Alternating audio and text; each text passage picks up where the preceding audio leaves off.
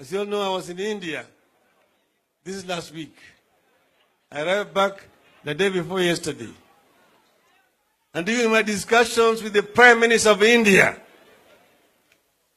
His Excellency Narendra Modi, one of the issues that were raised with him was the issue of cancer.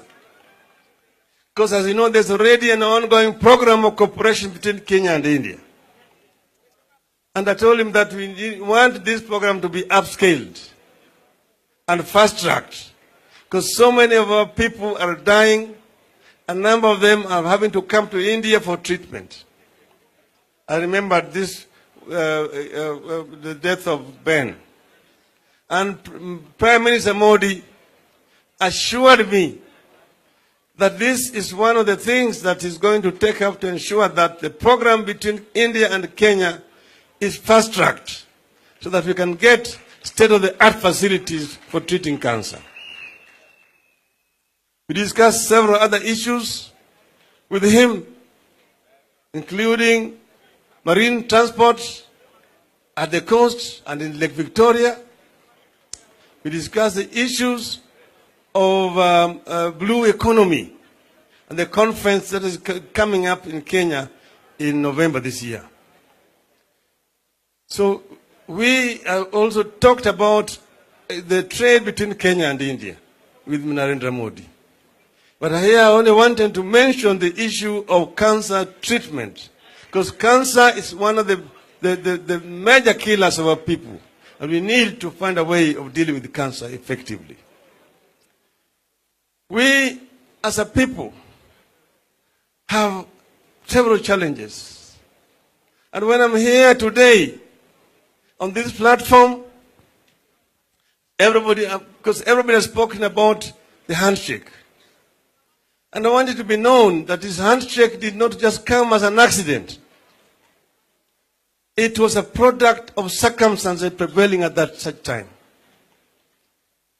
You know what we went through last year and this year.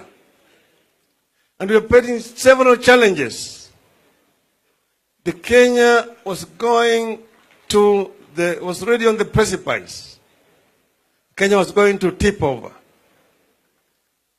We had said that if they're going to swear their candidate, we will also going to swear. And then they also said that if you dare swear, it will be high treason, punishable by death, by hanging. And we say that if that is the price that Kenyans must pay so that we can get electoral justice, we are prepared to pay it. So we reached a stage where there was complete stalemate. And because there's no dialogue, we took the oath. After taking the oath, our people now say now that we've taken the oath, let us remove all the portraits of the president from all the public premises in all our strongholds. Put them in a heap and burn them. And then begin to collect taxes from businesses so that we run our own affairs. That was one extreme. The other hand, Uhuru supporters told him, Raila has done what we said cannot be done. Let us arrest him and charge him with treason. So he also had that other extreme to deal with. So I looked at this and said, where we are going to lose Kenya as we have known it. We are going to take Kenya to Syria, to Yemen, if we go these routes. Uhuru was thinking the other side, and Raila was thinking the other side. Then we somehow agreed that we need to meet. I said, I'm only prepared to talk if we will bring all the topics that we talked about on the table. Not the Big Four agenda. And they said they're ready to negotiate everything. And we met with Uhuru Kenyatta alone because we agreed that if we bring other people at this stage, there are going to be so many vested interests competing, and we will not reach an agreement. And we talked for a long, long time, adjourned after long discussions.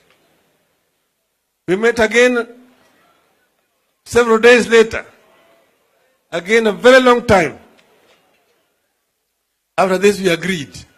We have identified the problems that are ailing Kenya, from the struggle for independence to independence, post-independence, up to where we are. Because our national anthem actually encapsulates the Kenyan dream.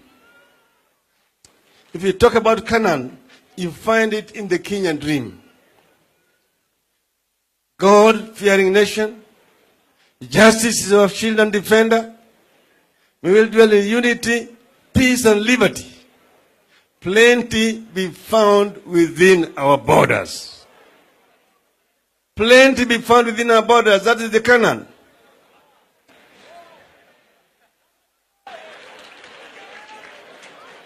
So, but for the last 55 years, that Canaan has eluded us. We took a journey and looked at where we are today. We say that we have several countries in one, which is called Kenya. We have a country torn by poverty, by discrimination, ethnicity, corruption, insecurity, joblessness, and so on. You have a situation where a youth goes for an interview. His or her name is either blessing or a curse. The moment he or she mentions their names, it's already decided whether they are going to be employed or they're not going to be employed. This is not the kind of Kenya that the forefathers wanted. And we agreed with Uhuru Kenyatta. It started with those Jaramogi and Kenyatta. And we agreed it will end with Uhuru and Raila. We will work out to ensure that at the end of this term, we have a united Kenya. Kenya people become one people. We will deal with this animal called corruption head on. We will deal with ethnicity head on. We will deal with the divisive elections head on. We will deal with the insecurity head on. We will deal with issues of poverty head on. If we deal with all those issues, we identified 9 points which we have put in the MOU. If we deal with them, then we will have opened the door to get to the Kenyan people to Canaan. That is what the founding fathers of our nation wanted. That the Kenya, where justice is a shield and defender, where people live in unity, peace and liberty, and plenty is found within those borders. That is the meaning. And when we have already agreed, we said we will go and announce it, you and me, to the people of Kenya. And then other discussions can take place thereafter. That is the meaning of the handshake. So Uhuru stood that side and I stood this side. And we said, and we shook hands. People said, how can this happen? This is betrayal. I'm telling them, Nelson Mandela was detained by the Boers for 27 years. when he came out with detention, he told his people, I perceive that the time has come for us to talk the Boers. They said, this old man has become senile. What do we discuss in the Boers? We have killed so many of our people. A Boer's medicine is a bullet.